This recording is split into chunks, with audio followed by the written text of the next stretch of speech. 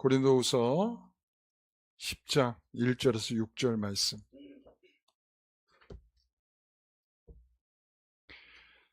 우리 한 절씩 교도하도록 하겠습니다.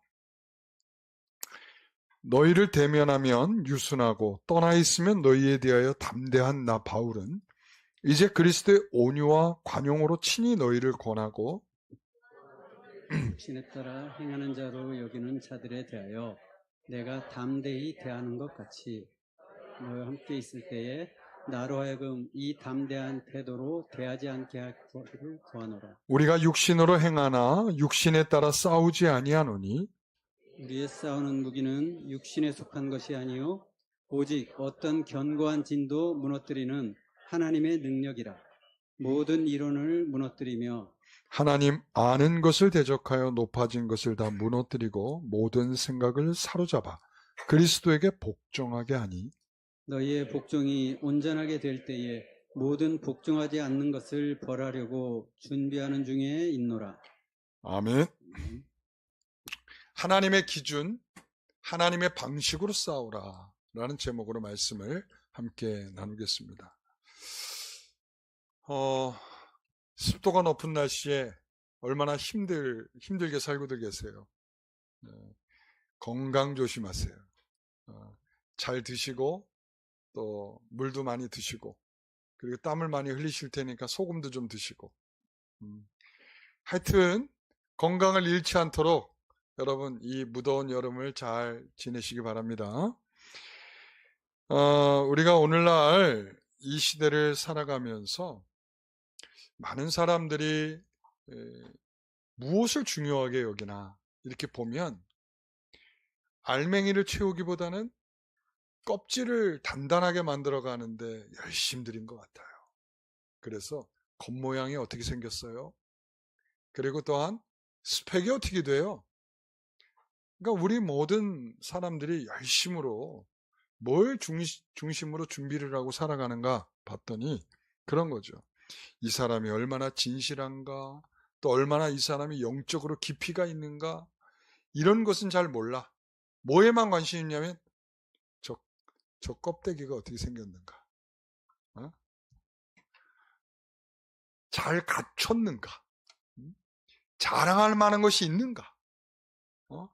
그래서 이런 외형적인 조건이 한 사람 한 사람들을 평가하는 기준이란 말이죠. 그래서 과연 교회는 어떨까? 교회는 어떻습니까? 세상은 그렇다 치고 교회는 어떻습니까? 2000년 전의 교회는 어떻습니까? 여러분 어떤 것 같아요? 여러분 교회도 다를까요?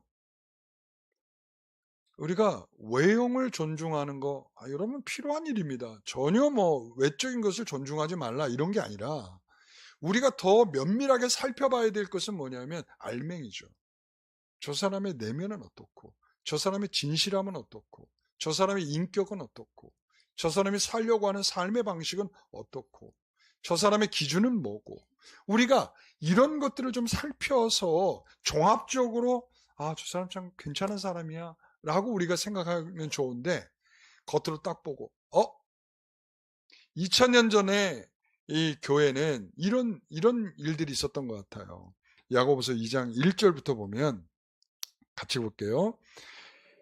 내 형제들아 영광의 주 곧 우리 주 예수 그리스도에 대한 믿음을 너희가 가졌으니 사람을 뭐하지 말라?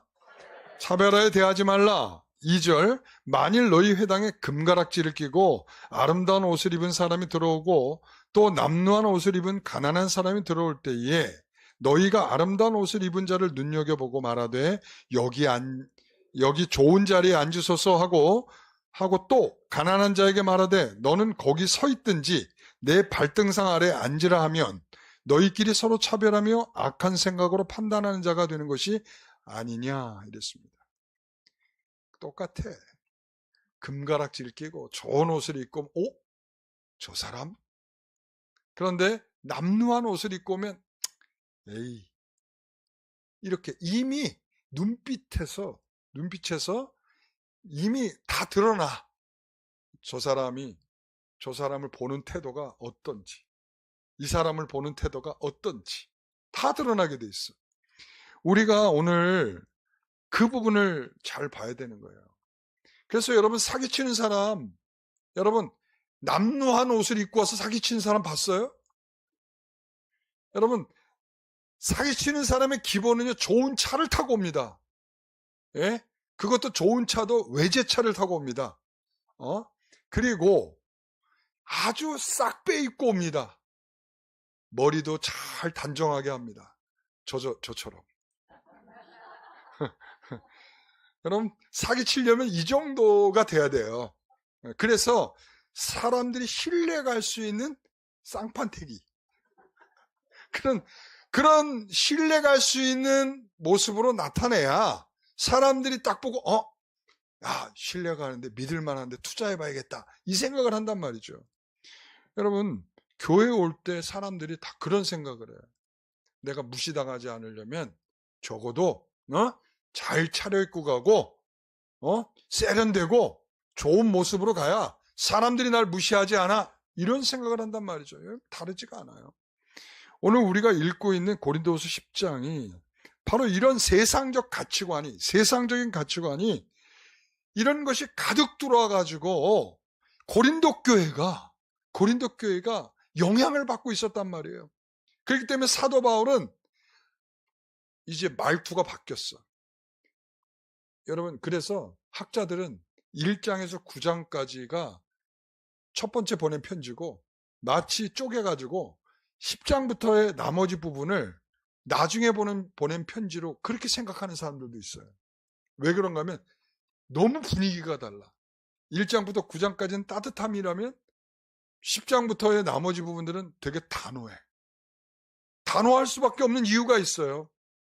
그것은 뭐냐면 지금 그들이 외적인 것에 눈여겨보면서 사도 바울을 거절하고 있단 말이에요. 그런데 눈여겨보면서 거절하고 있는 그것이 뭐냐면 네가 사도가 맞아? 야, 네가 병들고 가난하고 못 사는 거 보니까 너는 사도가 아니야. 이렇게. 여러분, 사도가 그런 것으로 분별되나요? 아니죠. 사도는 무엇으로 사도가 됐습니까? 사도 바울이 편지를 쓰면서 하는 말이 있죠. 그리스도 예수 안에서 사도된 나 바울은 예수 그리스도께서 보증하시고 예수 그리스도께서 인정하셔서 예수 그리스도께서 사도직을 맡기셔서 된 나 바울이란 말이죠. 그러니까 사도를 부정하는 건 누구를 부정하는 거예요? 예수 그리스도를 부정하는 거죠. 그리고 사도 바울은 고린도 교회에게 계속적으로 복음을 말했죠. 복음을 거짓되게 만들고 있기 때문에 그리스도의 복음을 부정하는, 그죠? 그러니까 사도 바울이 여기서 참을 수 없는 거야. 뭐는 참아도 너 못났어, 너 못생겼어, 너 왜 이렇게 가난해, 에휴 구질구질해, 이런 비난과 이런 창피는 다 참을 수 있어. 그러나 뭘 못 참아? 예수 그리스도가 부정되고 예수 그리스도의 복음이 부정되는 일엔 이렇게 화를 내야 되는 거예요. 여러분, 교회 다니는 사람들은 다 화내면 안 됩니까? 다 사랑으로 받아들여야 되는 겁니까? 여러분, 모든 걸 사랑으로 받는 게 아니에요. 그리스도의 진리가 부정되고 그리스도가 부정되는 일에 헤헤거리면 그게 어떻게 진정한 그리스도인일 수 있습니까? 사도 바울의 태도가 그렇게 달라질 수밖에 없는 것은 바로 그런 것이 부정되고 있기 때문에 바울은 단호한 태도를 보이고 있는 것입니다. 그러면서 사도 바울은 거기에서 말하고 있는 이런 하나님의 기준을 붙잡아서 이제 앞으로 너희들은 영적인 전쟁을 해야 해 라고 하는 메시지를 주고 있는 것입니다. 그래서 첫 번째는 약함이 아니라 온유함과 관용함으로 대하라 라고 말하고 있어요. 고린도후서 10장 1절을 보면 너희를 대면하면 유순하고 떠나 있으면 너희에 대해 담대한 나 바울은 이제 그리스도의 온유와 관용으로 친히 너희를 권하고 이랬습니다. 어순에서 보면 조금 이게 강조점이 좀 덜 보여요. 뭐냐면 여기서 나 바울은 이 저 뒤에가 있죠. 그런데 실질적으로 이 헬라어 성경에서는 나 바울은이 앞에 있어요. 나 바울은 자, 너희에게, 자, 나 바울은 권면한다. 너희에게 호소한다. 너희에게 말한다. 이런 이야기를 하고 있는 거예요. 그래서 여기에서 실제적으로 우리가 헬라어는 동사에 뭐가 같이 들어있냐면 주어가 같이 들어있어요. 동사에. 그러니까 거기 동사에 나는 권면한다. 이렇게 이미 나는이 들어가 있는 거야. 나는이. 그런데 에고, 파울로스라고 해서 나 바울은 주어를 한 번 더 넣은 거야. 이 말은 뭐냐면 내가 지금 하려고 하는 이 말, 내가 지금 하려고 하는 것은 굉장히 중요한 부분이야. 강조하는 거야. 내가 하는 것, 이 말이 정말 중요해. 라고 선언을 하는 거예요. 그래서 여기서 보게 되면 바울은 지금 여기서 스스로 칭찬하는 말을 하고 있는 걸까요? 너희를 대면은 유순하고 떠나면 너희에 대하여 담대한 나 바울. 이게 칭찬일까요? 뭘까요? 칭찬일 것 같아요? 아닐 것 같아요? 아유, 눈치도 없어. 어? 내용을 잘 모르겠으면 눈치라도 있어야죠. 그죠? 너희를 대면하면 유순하고 떠나 있으면 너희에 대하여 담대한. 이 말은 지금 비아냥거리는 거예요. 누가요? 고린도 교회 거짓 교사들이.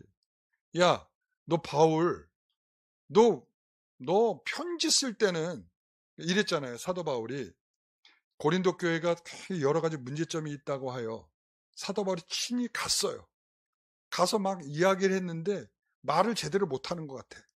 그리고 막 이 성질이 급하니까 뭔가를 말하는데 이 두서가 없고 막 이야기를 하다 보니까 와서는 뭔가를 말을 하긴 하는데 말하는 거 보니까 별 볼 일 없는 거야. 별 볼 일 없어. 그런데 돌아가가지고 에베소 교회로 돌아가가지고는 바울이 그들에게 눈물의 편지를 쓰는 거야. 눈물의 편지는 어떻게 썼다고 그랬죠? 담대함과 조마조마함으로 썼다고 그랬죠? 담대함과 조마조마함 기억하시죠? 예, 담대함으로 편지를 쓰니까 막 그냥 일필휘지 그냥 이 한 획의 이 글귀들이 쫙쫙쫙 나가는데 그냥 사람에게 고소하듯 그리고 또 사람에게 이 잘못된 것을 제대로 지적하듯 막 그냥 쫙쫙 써가지고는 보냈다 이 말이죠. 그러니까 비아냥거리는 거야. 야, 너 바울 너는 와가지고는 찍도 못 쓰더니 돌아가서는 편지는 뭐 담대하게 잘 쓰더라. 이렇게 된 거죠. 여러분 우리가 집에서 개를 키우는 분들 있잖아요. 그죠?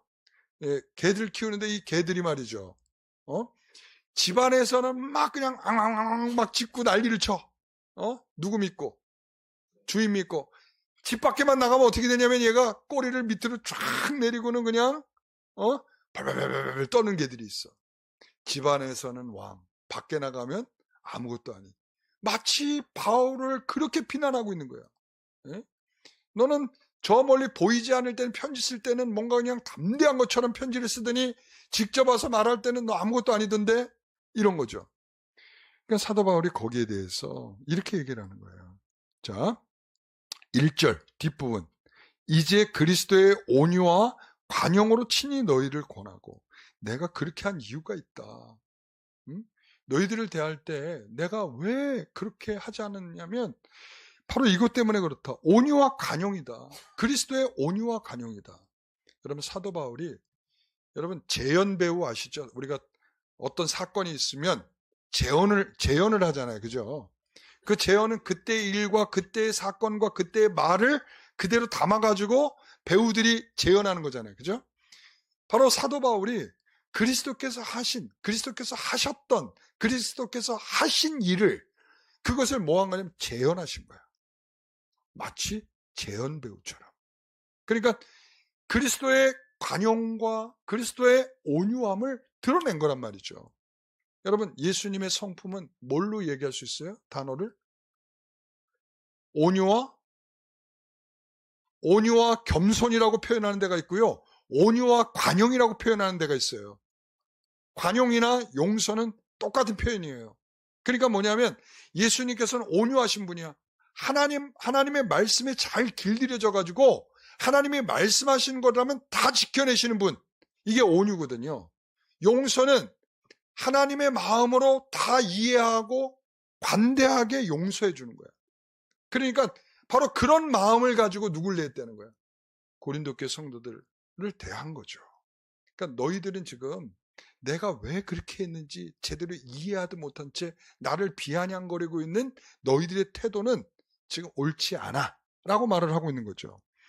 여러분, 그래서 여러분, 우리는 중요한 영적 원리를 깨닫는 거죠. 성도는 개인적인 인격에서 한없이 따뜻하고 유순할 수 있어요. 그죠? 그러나 나에게 해를 가하는 사람에게는 우리가 그렇게 할 수 있는 진리의 문제 앞에서는 그렇게 하면 안 된다는 거죠. 여러분, 우리가 사랑의 교회 아시잖아요. 그죠? 사랑의 교회를 개척하신 분이 누구예요? 몰라요? 오카는 목사님. 예, 사랑의 교회. 오카는 목사님을 그리워하시는 분들이 많아요. 지금도. 지금 오정현 목사님이 은퇴하는 마당에도 지금 여전히 오카는 목사님을 그리워하는 사람들이 많아. 그 이유는 뭐냐면 오카는 목사님이 살아낸 인생의 질이에요. 그러니까 이 사랑의 교회가 목회하는 주된 내용이 뭐였어요? 제자훈련이죠. 근데 제자훈련은 과정과 구호로 하는 게 아니에요. 나 이런 과정을 거쳤어. 우리 예수님의 제자가 되자. 이렇게 하는 게 아니에요. 예수님의 제자는 예수님의 말씀을 잘 지키고 따르는 데 있는 거예요.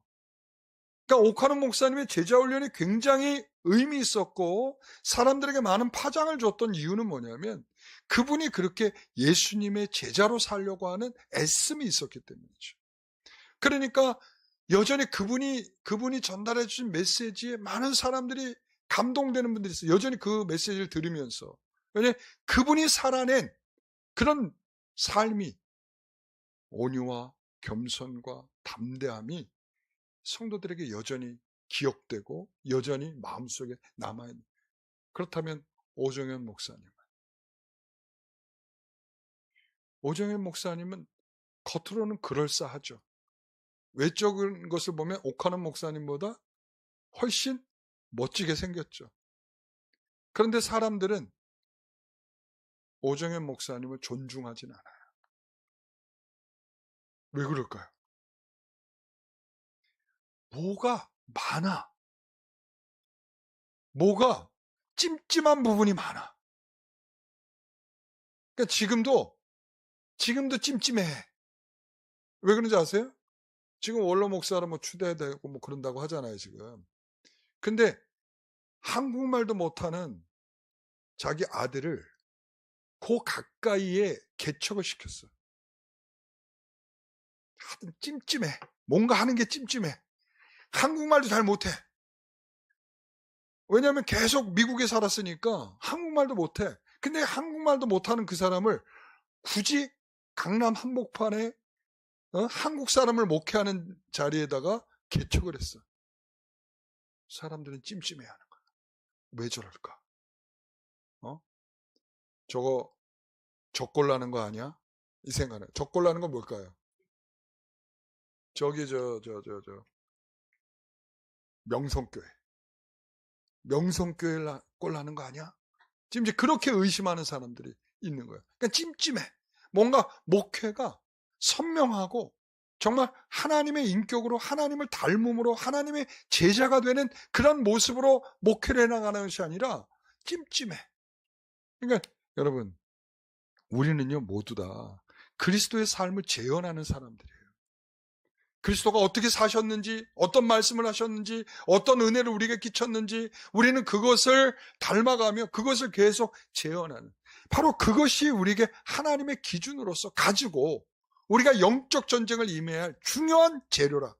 여러분 기억하십시오. 두 번째는 육신을 가지고 살아도 육신을 따라 살지 말라라는 것입니다.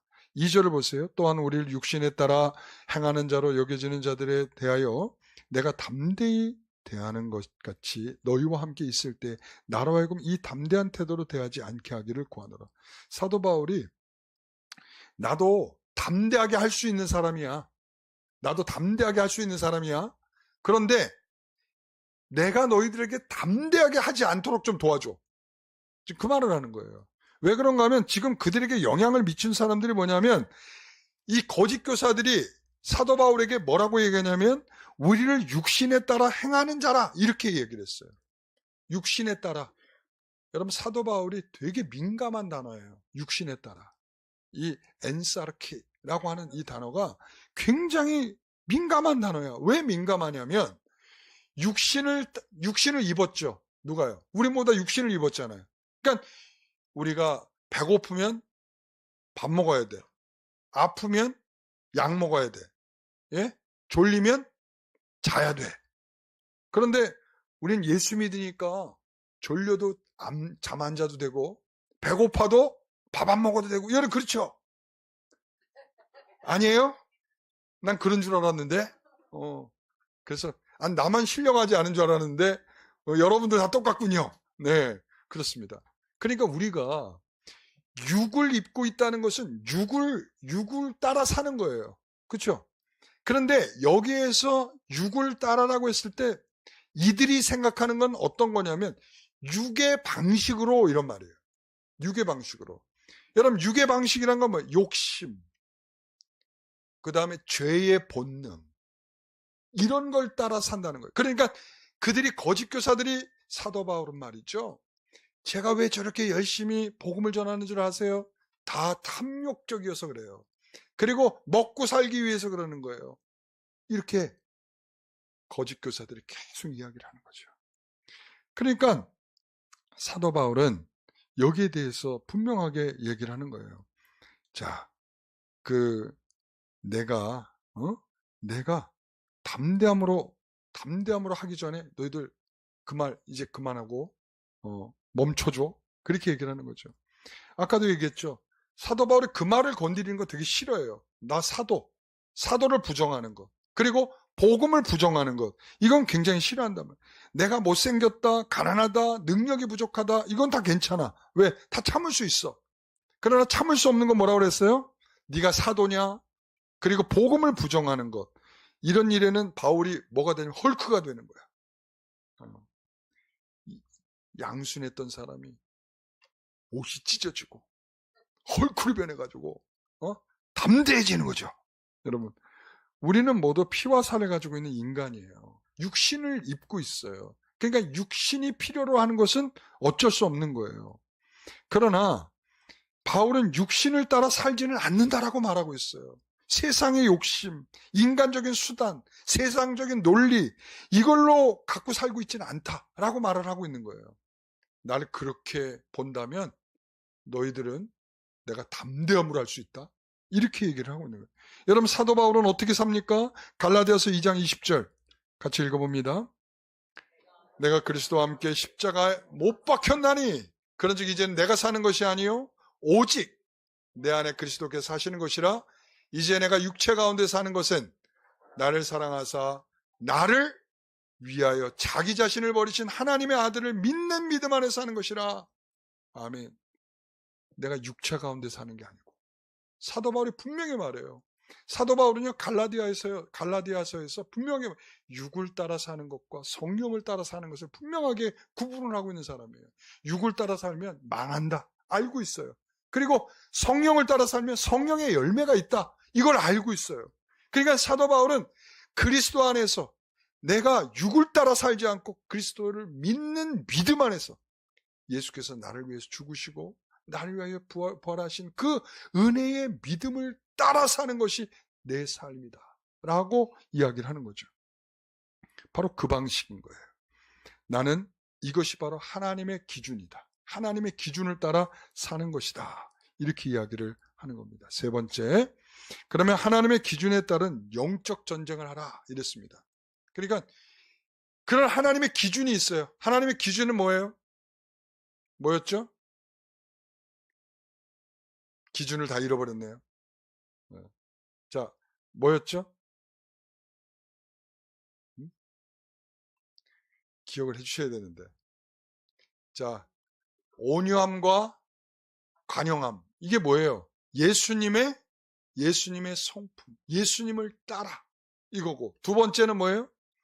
믿음 안에 사는 방식. 믿음 안에 사는 방식. 이거예요. 그러니까 지금 이것이 기준이에요. 그러니까 기준이 없으면 어떻게 살아야 될지, 어떤 영적인 전쟁을 해야 될지도 알지도 못하는 거예요. 여러분, 이걸 모르면 안 돼요. 여러분, 이거 반드시 기억하셔야 됩니다. 그러니까 맨날 기억력 없다고 여러분 얘기할 때, 여러분 이런 거를 기억하지 않으면서 기억력 없다고 하면 문제가 심각한 거야. 아시겠죠? 일주일 내내 여러분 이걸 달달달 해서라도 다음 주에 와서 여러분 당당하게 얼굴을 들고 질문 한번 해보세요. 이 정도가 돼야 된다니까, 여러분. 자, 3절. 우리가 육신으로 행하나 육신에 따라 싸우지 아니하노니. 자, 여기에서 3절부터 6절까지는 싸움의 이미지로 설명을 합니다. 그래서 나는 육신에 속해 있지만 나는 죄의 본성이나 육체를 따라 싸우지 않는다 라고 선언하고, 4절에 우리의 싸우는 무기는 육신에 속한 것이 아니요 오직 어떤 견고한 진은 뭐냐면 성이에요. 성도 무너뜨리는 하나님의 능력이라 모든 이론을 무너뜨리며. 자, 여기서 첫 번째 뭐냐면, 이게 뭐의 첫 번째냐면 하나님의 기준에 따라 영적인 전쟁을 하라의 첫 번째. 우리의 무기는 뭡니까? 우리의 무기는 뭘까요? 여기서 성도들의 삶을 싸움이라고 했어요. 영적 전쟁이라고 했습니다. 우리가 살아가고 있는 우리들의 삶은 놀이터가 아니야. 그러니까 행복을 꿈꾸며 어쩌고 저쩌고 우리가 예수 믿고 행복해진다. 여러분, 이 자체가 부정되는 것은 아니지만 이게 목표는 아니에요. 여러분, 교회는요, 지상의 교회는, 천상의 교회는 영광스러운 교회이지만 지상의 교회는 무슨 교회냐면 전투하는 교회예요. 무슨 교회라고요? 전투하는 교회야. 그러니까 지상의 교회가 있어야 할 첫 번째 이유 중에 하나가 뭐냐면 지상전을 위해서 있는 거예요. 여러분. 그러니까 우리가 영적인 전쟁을 위해서 교회가 존재하고 있단 말이죠. 그러니까 우리가 선과 악 사이에서, 진실과 거짓 사이에서, 진리와 오류 사이에서, 하나님의 말씀과 내 안의 욕망 사이에서 우리는 날마다 싸우는 거야. 엄청 싸우는 거죠. 그런데 이 영적인 전투에서 승리하기 위해서는 우리는 어떤 무기를 가져야 되냐, 이런 말이에요. 어떤 무기를. 세상 사람들은 어떤 무기를 갖죠? 여러분, 우리는 영적 싸움이라는 인식이 없다. 그들은 영적 싸움이라는 인식이 없죠. 그러니까 뭐에 속한 무기를 가져요? 육신에 속한 무기를 갖는 거죠. 인간의 지식과 스펙, 돈과 물질의 힘, 세상의 권력과 인맥, 남을 속이고 조종하는 말재주, 세상적 기득권과 감정적인 혈기, 이런단 말이에요. 여러분, 그래서 여러분, 어떤 사람이 이겨요? 목소리 큰 사람이 이기잖아. 그죠? 이게 우리가 가지고 있는 사회적인 불문율이야. 그러니까 이게 맞냐 틀리냐의 싸움에서 항상 이기는 건 뭐냐면 목소리 큰 사람이 이기는 거야. 제가 지금 총회 재판국에서 재판국장으로 지금 섬기고 있는데, 지금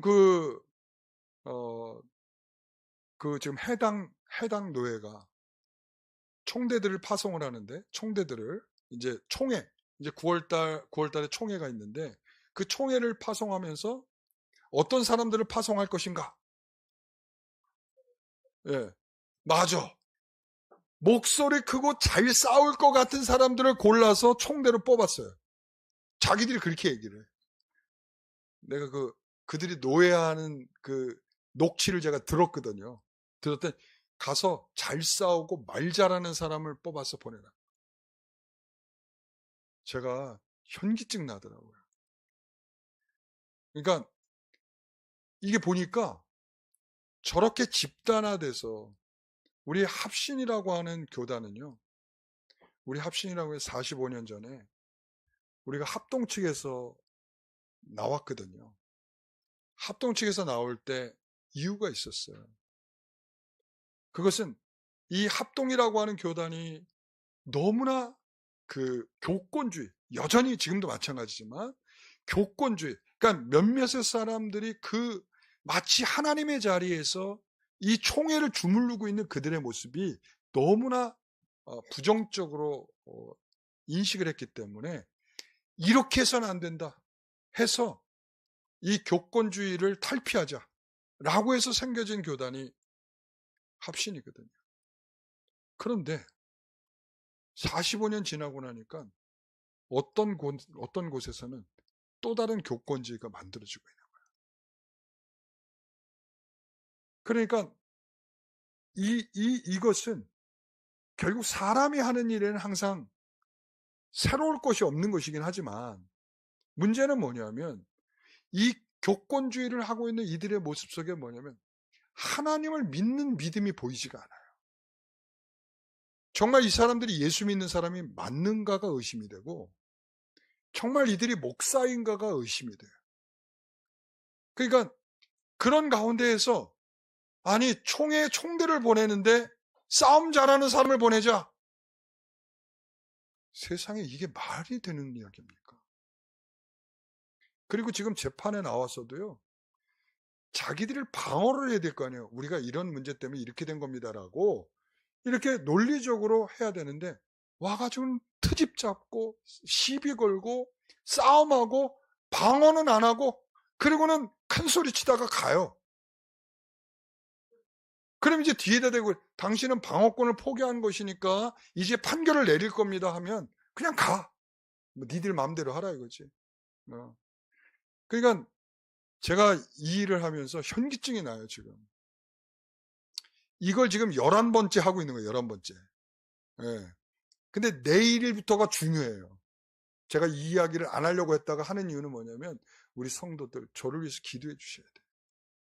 내일부터는 노예를 고소한 한 당회가 노예를 고소를 했어요. 총회의 판결을 따르지 않고 있는 중소홀 노예에 대해서 고소를 했어요. 그래서 내일서부터 1차 공판이야. 네. 그래서 내일은 오전에는 면직권, 그리고 오후에는 이 권진권. 그래서 2건을 해야 되는 것. 무슨 법원도 아니고 진짜 그런 지금 상황이 있어요. 그리고 지금도 계속 줄줄이 그 노예에서 이런 불합리한 것을 이야기한 자들에 대해서 면직을 계속 한 번 면직시킨 사람 또 면직시키고 또 지금 3번째까지 면직을 시키겠다고 계속 진행을 하고 있어요. 그러니까 이런 일들이 우리가 일어나는 것을 보면서 참으로 이 세상적인 기득권, 이 감정적인 목소리로 세상적인 무기로 이 하나님의 일을 거스르려고 하는 저들에 대한 하나님의 판단이 분명히 있지 않겠는가. 저는 처음에 시작할 때 이 재판들은 분명히 화목으로 돌아오고 회복으로 돌아갈 것을 기대하면서 기도하면서 시작을 했어요. 갈 길이 멀어. 돌아올 길이 보이지가 않아. 그리고 하는 행동들이 딱 어떤 행동이 이단들과 똑같아. 딱 하는 행동들이. 제가 놀랐습니다. 저렇게 어떻게 저럴 수가 있을까? 제가 이렇게 흥분해서 하는 이야기는 저를 위해서 꼭 기도해달라. 이건 영적인 싸움에 해당되는 것입니다. 이거는 육적인 다툼과 법적인 해석이 아니라 영적인 다툼입니다. 육신에 속한 수단과 인간적인 혈기는 하나님 앞에서 아무런 힘을 발휘할 수 없다. 그것을 부추기며 마귀의 관계는 우리를 더욱 빨리 영적인 패배를 하도록 이끌어갈 것이다. 저는 그렇게 생각합니다. 우리의 무기는 뭐예요? 무기는 뭘까요? 자, 우리의 무기는 이제 2번째. 어떤 견고한 성도 무너뜨리는 하나님의 능력. 가로가 뭐예요? 복음. 자, 4절, 5절 읽어봅니다. 오직 어떤 견고한 진도 무너뜨리는 하나님의 능력이라 모든 이론을 무너뜨리며 하나님 아는 것을 대적하여 높아진 것을 무너뜨리고. 여기 하나님의 능력이 뭘까요? 하나님의 능력. 아까 가르쳐 드렸잖아요.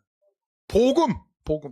복음에는 하나님의 능력이 나타나는 거예요. 복음에는 하나님의 능력이 나타납니다. 여러분. 그래서 모든 이론을 무너뜨리고 그리고 하나님을 아는 것을 대적하는 이 모든 것들을 무너뜨리는 능력이 있다. 그래서 여기서 견고한 진과 성인 무엇일까 하면 이들 고린도 교회에서는 거짓 교사들의 웅변술이고 궤변이고 그리고 하나님 없이 살아갈 수 있다라고 하는 교만한 이런 세상의 철학입니다. 그러면 이것이 오늘날 우리 시대에는 어떤 성일까요? 여러분, 우리는 어떤 성을 쌓고 살까요? 황금 만능주의죠. 돈이면 다 돼. 자기 우상이죠. 내가 삶의 주인이야. 세속적 회의론이죠. 성경대로 살면 다 손해보게 돼 있어. 적당히 해. 지적 교만. 하나님이 어디 계시냐? 내 경험과 내 이성이 최고야. 내 판단이 중요하지. 하나님의 말씀 그까짓 건 다 좋은 말씀이긴 하지만 이렇게 되는 거죠. 여러분, 인간이 쌓아올린 이런 생각, 이론들은 마치 절대로 무너지지 않을 것 같은 진리처럼 여겨집니다. 그러나 아무리 견고하게 쌓아올린 이런 인간의 교만과 철학이라 할지라도 살아계신 하나님의 말씀의 능력이 그것을 다 무너뜨리게 할 줄 믿습니다. 우리 자녀들에게 이것을 가르치십시오. 이것을 실천하십시오. 하나님의 말씀으로 산다는 것을 나타내 주십시오. 여러분, 이것만이 우리 자녀들에게 이제 앞으로의 이 미래를 알려주는 거예요. 여러분, 2000년 전에 성경이 완성됐잖아요. 그런데 그 성경이 오늘날까지 존재한다는 거예요.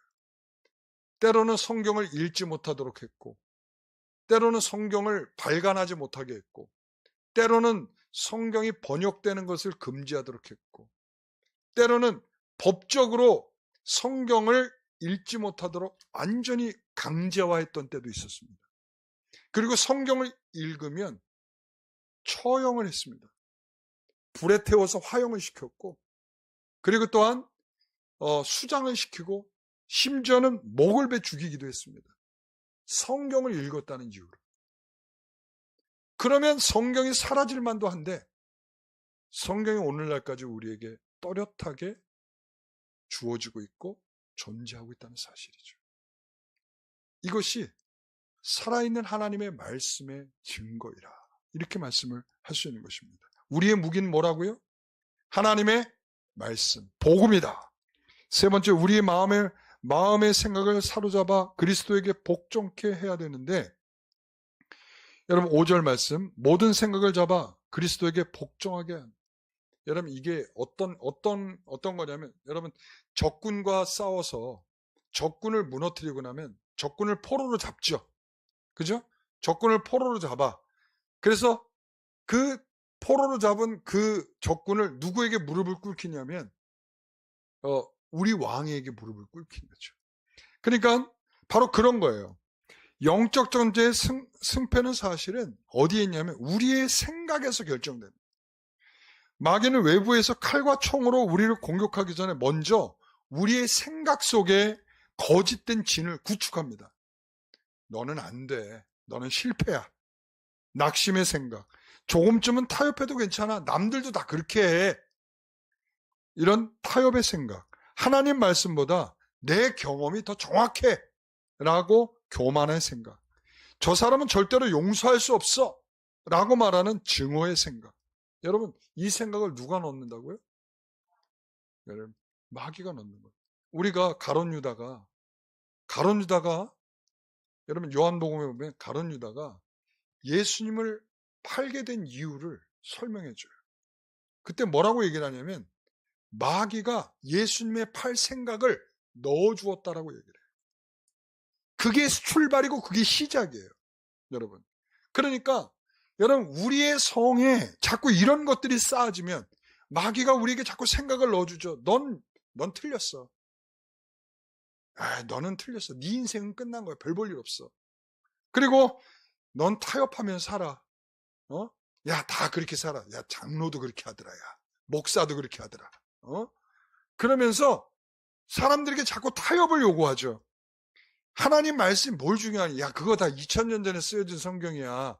지금 현실에 별로 의미가 없어. 다 집어치워.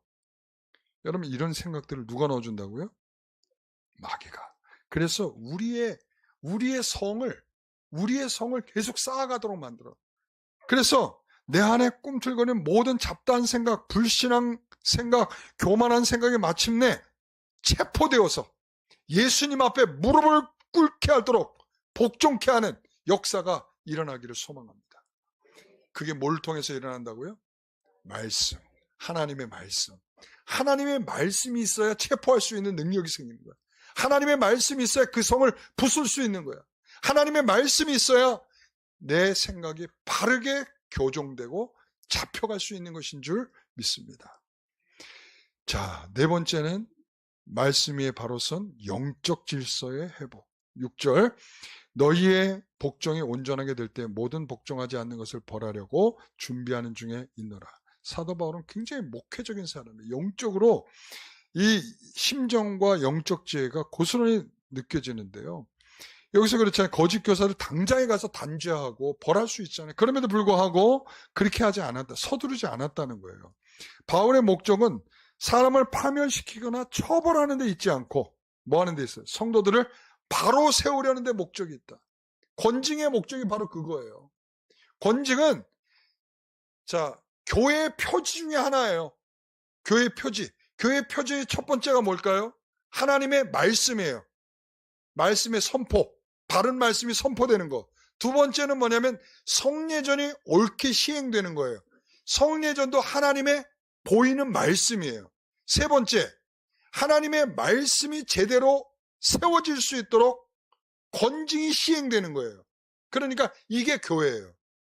그러니까 교회는 때로는 단호하게 하나님의 말씀이 흐트러지지 않도록 바로 세우게 하기 위한 목적으로 권징이 시행되지만, 그러나 때로는 그들을 기다려주고 사랑으로 관대하게 봐주고, 그래서 그들이 돌이킬 수 있는 시간적 여유를 주고, 그러다가 안 되면 그때는 권징을 시행을 하는 거죠. 여러분, 우리는 겉모습이 화려한 세상의 거짓 이 궤변에 속지 마십시오. 세상을 이기는 승리는 외형적인 화려함에 있지 않습니다. 사람의 유창한 말재주에 있지 않고 오직 십자가의 복음과 하나님의 말씀 안에 있는 것입니다. 오늘 우리에게 하나님의 말씀을 붙잡고 내 안에 견고한 성을 무너뜨리며 가정이든 일터든 교회가 서 있는 모든 삶의 현장에서 영적 승리를 거두는 거룩하고 복된 성도들이 되시기를 간절히 바랍니다. 기도하겠습니다. 하나님 아버지, 세상의 화려한 외모나 세련된 언변에 미혹되지 않고 오직 주님의 말씀과 영적인 진리만을 바라보게 하여 주옵소서. 그동안의 영적 싸움을 치르면서 하나님의 능력을 의지하기보다 내 지식과 재물과 인간적인 수단과 혈기로 육신에 속한 무기를 의지했던 우리의 어리석음을 용서하여 주옵소서. 이스라엘도 애굽을 의지하여 갈대지팡이를 의지하여 스스로 어깨가 찔리는 그러한 참혹한 현실을 맞이했던 것처럼 오늘 우리들의 인생 속에 참으로 하나님의 말씀을 의지하고 하나님만을 바라보며 하나님의 말씀을 무기 삼아서 우리의 삶을 잘 갖고 가게 하여 주옵소서. 우리 안에 참으로 마귀가 쌓아놓는 그러한 악한 성들이 무너지게 하여 주옵시고 하나님의 견고한 성을 하나님의 요새가 세워져 갈 수 있도록 우리의 마음을 지키는 훈련을 하게 하여 주옵소서. 감사하며 예수님의 이름으로 기도하옵나이다. 아멘.